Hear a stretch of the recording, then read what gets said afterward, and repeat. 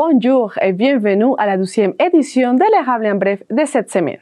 Le 13 mars 2024, il y a eu lieu le premier forum sur l'adaptation au changement climatique en région dans le carrefour de l'Érable de Plessisville. Organisé par le groupe de concertation des bassins versants de la zone Bécancour, plus connu comme GROBEC, et l'organisme de concertation pour l'eau des bassins versants de la rivière Nicolet, plus connu comme Copernic, le forum s'est concentré sur comment faire face au changement climatique avec les difficultés propres de la région, comme l'accès municipal limité aux subventions gouvernementales. Le réchauffement de la planète, les inondations et l'érosion du sol ont été quelques des sujets principaux traités le 13 mars. Le forum a été financé par le gouvernement du Québec à travers le programme Action Climat Québec pour que le Québec puisse remplir les objectifs de son plan pour une économie verte 2030. Pour nous faire un résumé des principales conclusions du forum, nous invitons aujourd'hui deux spécialistes de GROBEC, Marie Vézina Cormier, chargée de projet, et Chloé Lacasse, chargée de projet Action Lax.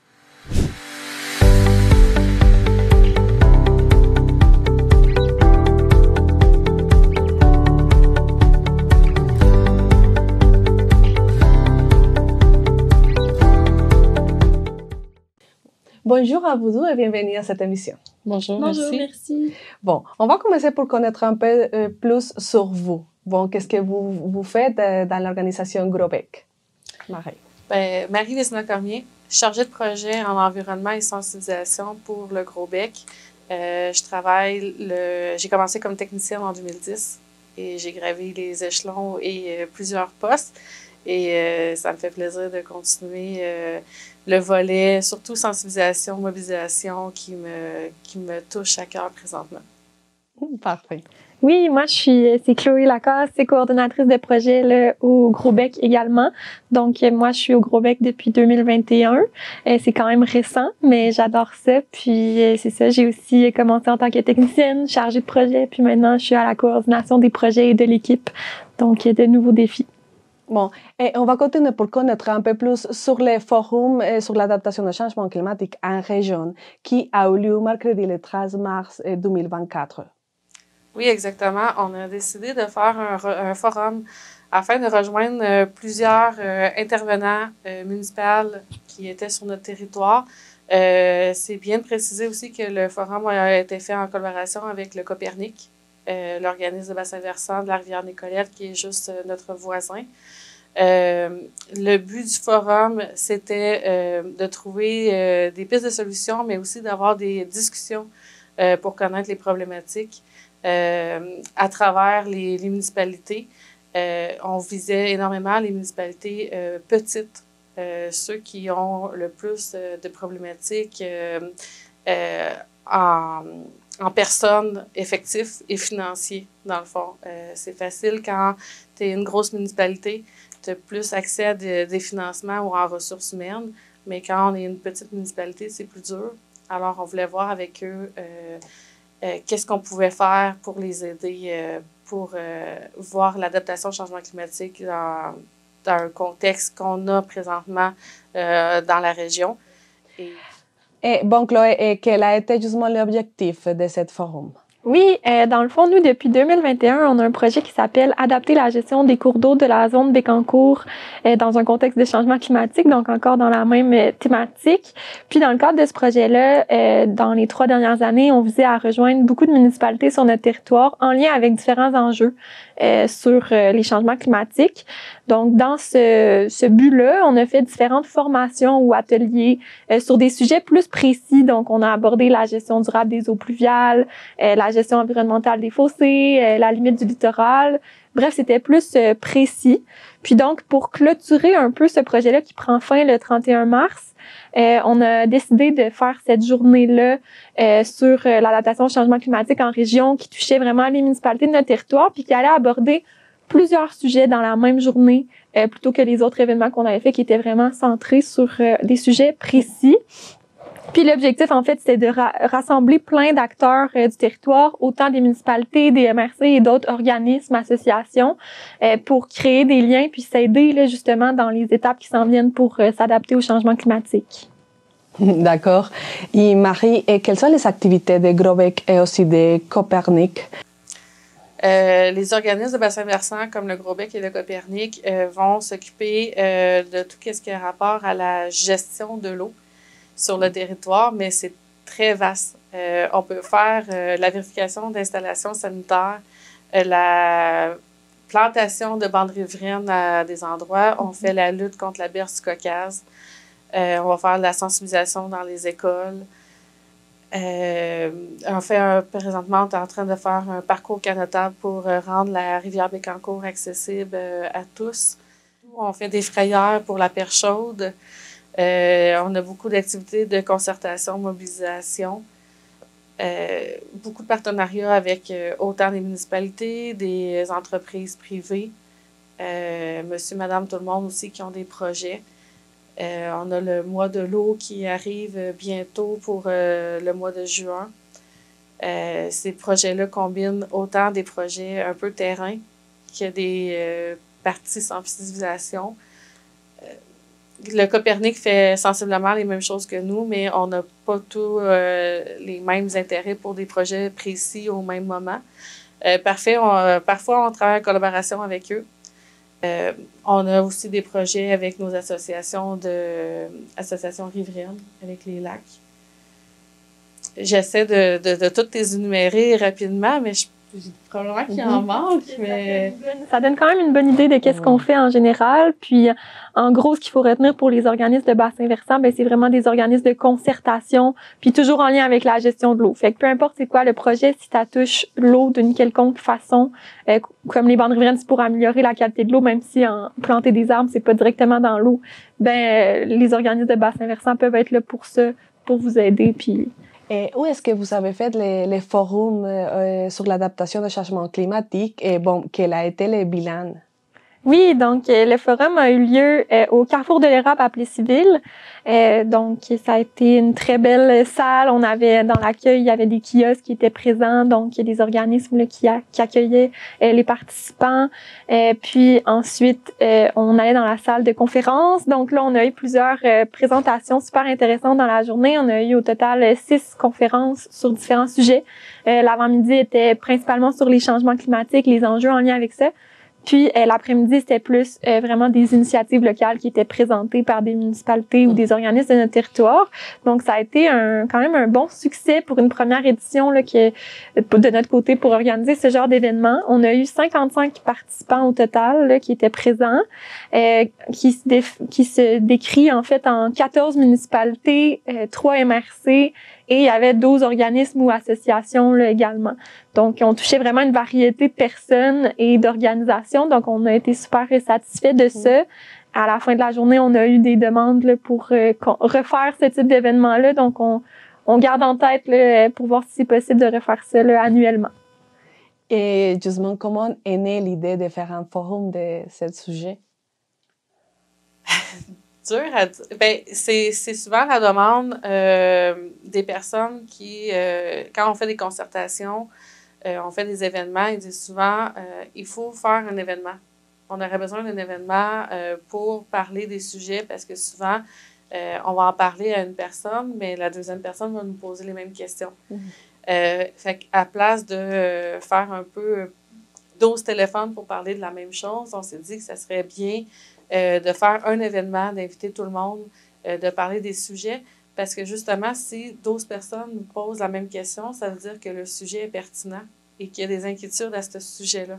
Et bon, Chloé, quelle est la différence entre l'adaptation au changement climatique en région et en grande ville? Oui, ben c'est ça. Dans le fond, pourquoi nous, on a précisé en région, c'est vraiment parce que souvent, il y a des ateliers, des forums, des journées de concertation par rapport au changement climatique, mais qui vont plus toucher les grandes villes comme Montréal, Québec, Trois-Rivières, des villes de vraiment grande envergure qui ont plus de budget, plus de personnes, mais aussi pas les mêmes enjeux en lien avec les changements climatiques. Justement, dans les grandes villes, on peut entendre encore plus parler des îlots de chaleur, Les grandes villes sont plus asphaltées, donc moins d'absorption là, de l'eau. Bref, il y a plusieurs enjeux qui sont, oui, à la fois différents, mais également traités de manière différente. Donc, la mobilité durable va être plus abordée dans les grandes villes, donc les transports en commun, ces choses-là. Mais dans nos petites municipalités, comme exemple Inverness, il n'y a pas nécessairement ces enjeux-là là, de trop d'asphalte et d'autobus ou de mobilité durable. Donc, c'est un peu de ramener ça à l'échelle locale, ici en région. C'est quoi les enjeux? Oui, souvent, ça se ressemble quand même. On s'entend que c'est les mêmes précipitations qu'il va y avoir de plus, c'est les mêmes températures qui vont augmenter, mais c'est les solutions à mettre en place qui changent et le nombre d'effectifs dans les municipalités qui est différent, le budget qui est différent. Donc, c'est un peu ça, là. C'est vraiment la gestion de ces changements-là, en fait, qui est différente entre une grande ville puis des plus petites municipalités. Rejoindre leur réalité. C'est ça. Qu'est-ce qu'ils vivent, eux, dans leur quotidien, dans leur municipalité. Oui. D'accord. Et bon, quels sont les principaux, si on parlait en général, bon, dans la région, quels sont les principaux impacts climatiques au centre du Québec? Selon les évaluations que Ouranos a fait avec les données historiques, eux autres ont compilé entre 1991 et 2020 des données et ont fait des analyses spatio-temporelles et dans le fond, qu'est-ce qu'ils ont déterminé, c'est que dans la région, autant dans la région de Thetford Mines que Bécancour, si on y va avec notre territoire, il va y avoir des augmentations de température de 3 degrés. Pour que les augmentations de température ne soient pas significatives, si on veut, il ne doit pas augmenter de plus de 2 degrés. Alors, on est déjà au-delà de qu'est-ce qu'ils prédisent.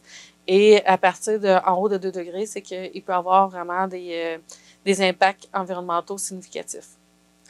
Qu'est-ce qu'on a vu aussi avec Ouranos? C'est le nombre de jours qui va, en moyenne, qui va avoir plus de 30 degrés.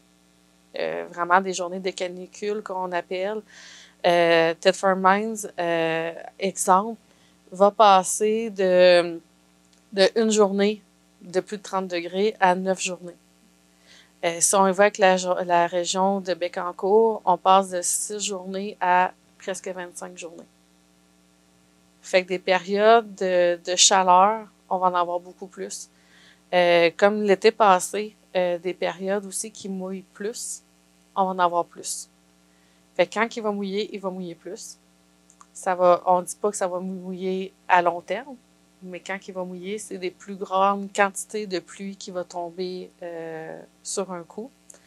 Et le contraire, c'est les précipitations solides, que ce qu'on appelle la neige, il va en avoir moins. Vraiment, quand même des bonnes quantités. Si on va avec Thetford Mines, en pluie, c'est plus de 100 mm de pluie qu'on rajoute. Qu'est-ce qui est important à penser, c'est que dans les régions de Thetford Mines, c'est qu'on est en montagne. Quand il pleut, la pluie, se promène, se déplace plus rapidement. Alors, c'est, comme on dit, un one-shot. Il pleut, ça va, il y a un impact, ça disparaît après. Tandis qu'ici, dans la région Plessisville, Bécancour, on est plus dans les plaines. Quand il pleut, ben ça va prendre plus de temps avant de se résorber. Alors, quand exemple, dans des champs agricoles, s'il y a des inondations ou des débordements, ben ça va prendre plus de temps avant que ça puisse retourner dans le lit de la rivière. Tandis qu'à Thetford Mines, l'impact va être soudain et ensuite, on n'en parle plus. Mais il faut penser que, en résumé, plus de chaleur, plus de pluie, mais moins de neige. Et selon les projections, ça va arriver quand est-ce que c'est déjà dans la région ou est-ce qu'on doit attendre combien de temps pour voir ça? On est déjà dans ce processus-là. On l'a déjà vu depuis les 2 dernières années. Les 2 dernières années ont déjà été des années records qui dépassent toutes les prédictions que Ouranos avait fait. Alors, ils sont en train de refaire un peu les modélisations parce que qu'est-ce qu'ils avaient prédit arrive un peu plus rapidement que qu'est-ce qu'ils pensaient. Ils ont fait des scénarios qu'on appelle modérés présentement dans quoi qu'on est. Il y a aussi des scénarios plus pessimistes, avec des variations plus extrêmes. Mais on n'est pas encore rendu là. Et les plus extrêmes aussi prennent en considération l'augmentation de gaz à effet de serre, de problématiques avec les gaz. Mais il faut prendre en considération qu'ici, comme on dit, on est en région, on a un petit peu moins l'impact de ces événements-là comparé si on parle à Montréal ou Trois-Rivières, exemple. Fait que ça va être vraiment des changements. Oui, il y a des changements régionaux, mais il va falloir penser aussi à des changements qui sont assez locaux. Fait qu'on ne pourra pas se comparer tout le temps avec les voisins de qu'est-ce qui se passe ailleurs, parce qu'il va y avoir des choses qui vont se passer, exemple à Thetford, mais juste 30 minutes plus loin, à Plessisville, ils n'auront pas du tout les mêmes événements. Mais si on parlait des enjeux qu'il y a avec les inondations et les érosions dans la région, bon, oui, quelle est la projection? Oui, ben avec les quantités de pluie justement qui sont annoncées puis qui sont plus importantes, puis on l'a vu notamment l'été dernier, là, en plein milieu de l'été, si je me trompe pas, c'était au mois de juillet, là, il y a eu des pluies super abondantes, puis il y a eu des inondations en plein milieu du mois de juillet, où habituellement c'est des périodes où c'est plus sec et qu'il y a moins d'eau là, dans les rivières. Donc, ça a été quand même surprenant. Puis des coups d'eau comme ça, ben c'est certain que oui, ça peut faire des inondations, comme on vient de le dire, dans certains endroits, donc affecter des bâtiments, des infrastructures comme des ponts qui ont dû être réparés, notamment dans le coin d'Irlande, Saint-Ferdinand, à cause de ces inondations-là l'été dernier. Mais il y a aussi, justement, quand il y a des coups d'eau super importants, ben ça va aller plus sur les terrains, donc il va faire plus d'érosion. Par contre, les projections, exemple qu'on parle d'Ouranos, vont pas nécessairement prédire combien d'érosion on va avoir de plus parce que ça se quantifie pas nécessairement de cette façon-là, mais on peut dire qu'effectivement, s'il y a plus d'eau qui est apportée dans les cours d'eau avec une force importante. Donc, surtout comme Marie le disait tantôt, que ça va être plus des précipitations intenses au même moment plutôt que de la pluie un petit peu chaque jour. Quand il y a des événements extrêmes de pluie, quand l'eau est très forte, le courant est très fort, justement, comme on disait dans les montagnes, l'eau s'en vient rapidement dans le coin ici, ça fait que ça va venir éroder plus les berges avec la force avec laquelle l'eau arrive finalement, donc créer plus d'érosion. Ce qui est une problématique aussi pour les terres agricoles, pour même les terrains de propriété résidentielle. Là. Ça peut enlever un peu de terrain, ça peut parfois mettre des propriétés en danger, là, des bâtiments à risque. Donc, c'est des projections qui peuvent arriver. Puis comme Marie le disait, là, en ce moment, c'est arrivé cet été, l'été dernier, mais ça se peut que l'été qui s'en vient, finalement, il n'y ait pas d'événement de ce genre-là aussi. Donc, c'est ça. Est-ce que vous pensez que les municipalités de la MRC de l'Érable devraient s'adapter aux inondations plus fréquentes dans le futur? Oui, c'est sûr qu'il faut s'y préparer pour le futur. Ça fait partie des enjeux qui ont été soulevés au forum, notamment le bureau d'inondation Bassin-Saint-Laurent Centre, qui est dans le fond un bureau de projet centré justement pour aider les municipalités, qui est créé par le ministère de l'Habitation et des Affaires municipales, qui, dans le fond, c'est eux qui ont fait la présentation, puis eux, ce qu'ils sont venus parler, en fait, c'est qu'ils sont disponibles pour aider les municipalités à s'adapter puis à trouver des aménagements résilients ou trouver des façons de réduire ou de s'adapter ou de diminuer les impacts de ces inondations-là dans le futur. Puis il y a également des programmes là, qui sont disponibles justement via ce bureau de projet-là pour appuyer les municipalités. Si, exemple, il y a des bâtiments qui doivent être relocalisés parce qu'ils sont situés dans des zones inondables à grand risque. Donc, oui, c'est certain qu'il y a des adaptations à se faire à ce niveau-là. Puis, il y a des gens qui sont là pour les aider là, précisément là-dessus. Il y a une municipalité aussi qui a soulevé durant le forum que même si il y avait tous ces effectifs-là disponibles pour eux, la municipalité est tellement petite que, exemple, qu'il arrive une période d'inondation qui dure plusieurs jours, qu'ils doivent évacuer des personnes. Qu'est-ce qu'ils doivent faire? Ils n'ont pas de matériel. Ils n'ont pas de local pour localiser les personnes parce qu'exemple, ils n'ont pas d'aréna ou de salle communautaire ou quoi que ce soit. Fait qu'est-ce qu'on fait avec les personnes qui doivent devenir un peu comme des réfugiés? Oui. On fait quoi avec eux quand on n'a pas des bâtiments ou des ressources disponibles? Fait que c'est des choses à prendre en ligne de compte. Et il y a quelques années déjà, quand on a eu l'ouragan Katrina, au Québec, on a eu les répercussions après. Dans les zones autour des lacs, il y a eu des grosses périodes d'inondation qui, pendant plus d'une semaine, les personnes devaient se déplacer à certains endroits en canot. Mais oui, c'est un événement exceptionnel, mais si on le prend en ligne de compte en pensant au futur et en disant ces périodes-là pourraient arriver plus fréquemment, qu'est-ce qu'on peut faire? Est-ce que les routes sont sécuritaires? Est-ce qu'on peut se rendre? Certains endroits encore, quand on parle de la région de Thetford-Mines, on est en montagne. C'est plus facile pour une route de ne plus être accessible. Il y a beaucoup de routes secondaires qui ne sont pas asphaltées. Si on commence à contourner des voies, puis il y a beaucoup de voitures qui prennent une route qui n'était pas faite pour avoir un flot de voitures, qu'est-ce qu'on fait avec cette route-là? Comment qu'on l'améliore? Fait que je trouvais ça intéressant que la municipalité a dit oui, c'est le fun, on a de l'aide, mais il faut vraiment prendre en compte tous les petits aspects de tous les petits problèmes parce que, oui, exemple, il y a des endroits en zone inondable qu'on pourrait déplacer, on le déplace, mais les autres, on fait quoi? Oui, c'est le cas comme des municipalités petites ici de la région, comme Inverness ou San Ferdinand. Est-ce que vous avez parlé déjà de ce type de problématiques? Oui, certainement. Justement, Saint-Ferdinand et Inverness sont sur le bord des beaux lacs qui peuvent justement monter beaucoup là, quand il y a beaucoup de pluie. Principalement, Inverness avec le lac Joseph, là, il y a beaucoup d'inondations, là, des maisons qui sont soulevées là, sur des pieux ou qui vont avoir quand même fréquemment beaucoup d'eau qui monte très haut sur leur terrain, presque jusqu'aux maisons. Donc oui, c'est des enjeux auxquels ils sont conscients.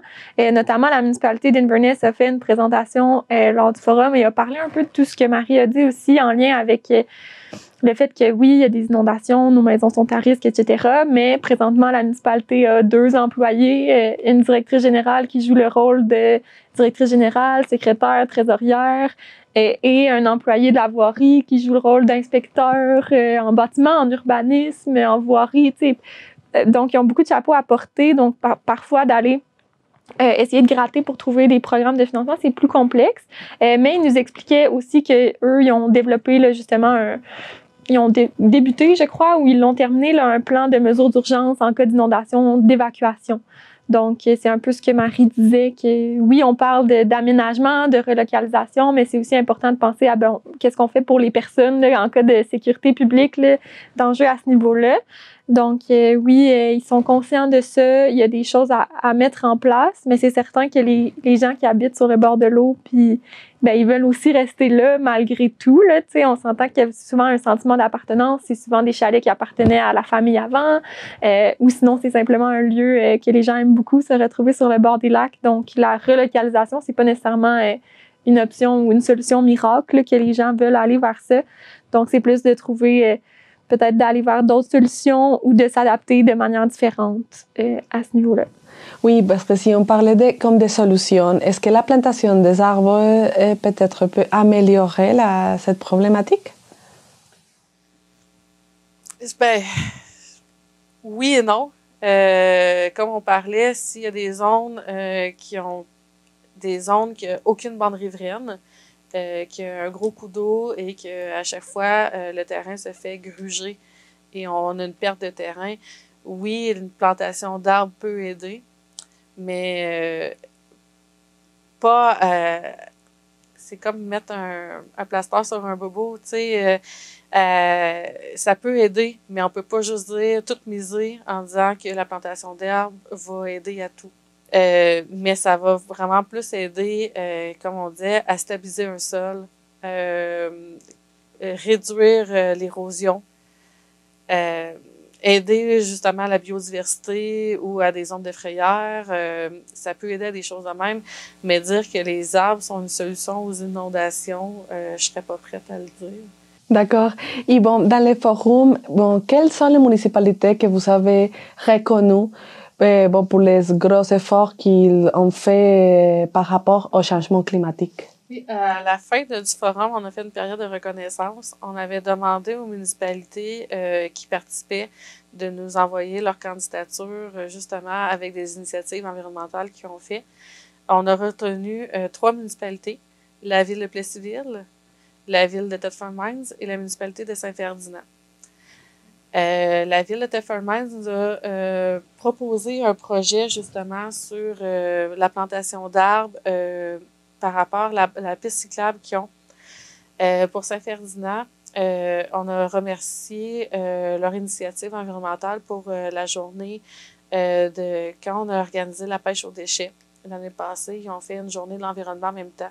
Aussi, ce projet-là était en collaboration avec le défi 1000 tonnes. Alors, quand on faisait la pêche aux déchets, c'est qu'on calcule un peu le nombre de déchets qu'on a. Fait que les citoyens ils ont un visuel. Pour la ville de Plessisville, aussi la journée de la Terre. On fait une corvée de nettoyage à Rivière-Bourbon. Il y a à peu près une 50aine de citoyens aussi qui sont venus. Et où est-ce que les gens peuvent trouver l'information pour s'impliquer, pour trouver des prochains projets? Oui, ben les gens peuvent nous suivre sur nos réseaux sociaux, là. Donc, on a une page Facebook et une page Instagram. C'est sûr que sur ces pages-là, on publie plus fréquemment des petits résumés de nos projets, puis de qu'est-ce qui se passe, puis où on invite les gens à certaines activités. Mais on a également un site web là, que les gens peuvent consulter, donc c'est www.grosbec.org, donc c'est assez simple. Ben c'est ça. Là, présentement, il n'est pas très à jour. Il va avoir une mise à jour. On travaille sur avoir un nouveau site web, donc ça va être plus attrayant là, pour les gens dans le futur. Mais pour l'instant, on trouve beaucoup d'informations sur notre page Facebook. Là. Parfait. Bon, merci beaucoup pour toute l'information que vous avez donnée aujourd'hui et c'est très important pour la population. Merci beaucoup. Vous avez entendu tous les détails sur le premier forum sur l'adaptation au changement climatique en région organisé par Grosbec et Copernic. Avec cela, nous nous approchons de la fin de la 12e édition de l'Érable en bref de cette semaine. Nous vous invitons aussi à regarder notre émission Érable approfondie de la fin de semaine. Après la diffusion en ondes, nos émissions sont disponibles sur notre site internet www.tvce.org. Pour l'instant, nous vous souhaitons une excellente journée. À la prochaine!